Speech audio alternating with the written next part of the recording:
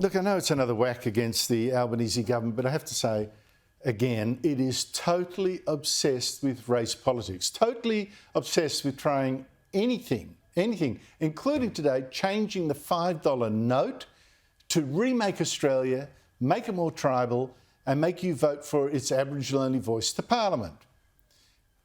Yes, today the Reserve Bank announced it was getting rid of the face of the Queen from the $5 note and it would not replace it with the face of King Charles. No to our head of state.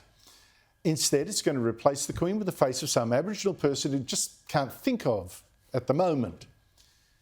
But what a con, by the way, making the Reserve Bank announce this today when we all know this is exactly what the Albanese government wanted months and months ago. And the opposition leader today called it woke nonsense. But Treasurer Jim Chalmers, unapologetic, said this is just the thing to help Labor in two big campaigns it's got. A, get rid of the monarchy. B, bring in its new voice to Parliament. The new $5 note recognises and celebrates the culture and history and heritage of Indigenous Australians.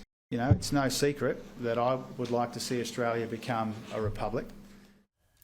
Joining me is the panel, Sky News host James McPherson of The Late Debate and Daisy Cousens, also a YouTube star, by the way, in her spare time. Daisy, is it a great idea getting rid of the Queen off the $5 note, banning the King and then giving it to some as yet unidentified Aboriginal person just in time, I should imagine, for the government to use it to promote its campaign for a voice to Parliament?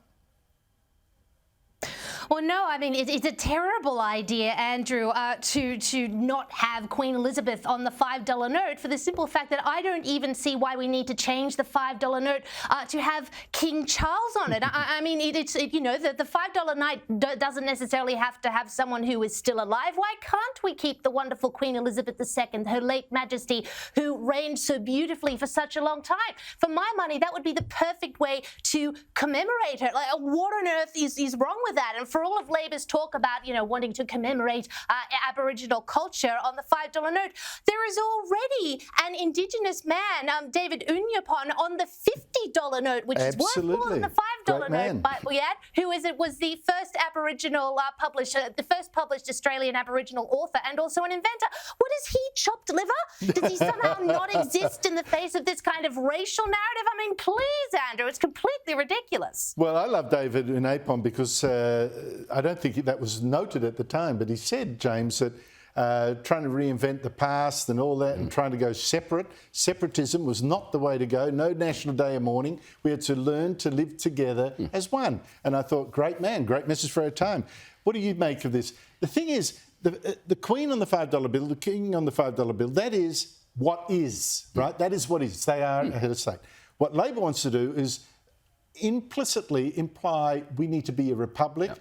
It wants to push us somewhere else. This is advertising. This is Labor propaganda. The problem Labor have got with changing the $5 note is it's a $2 idea.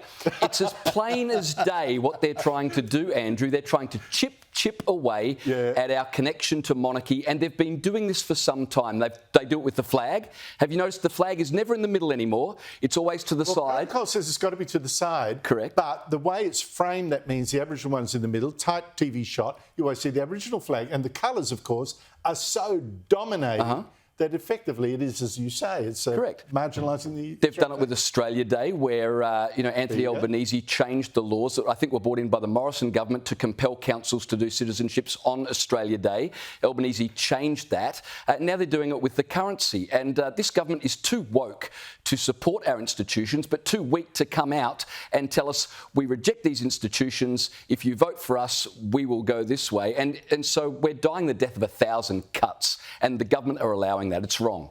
I didn't hear any of this before the election, I've got to say. How amazing. Something... Labor and power, Daisy, look, it really is a dangerous mix, you know. You always got to watch out, you know. George Orwell wrote about it in Animal Farm, you know. The same sort of thing. Watch out for socialists enjoying the perks of high office.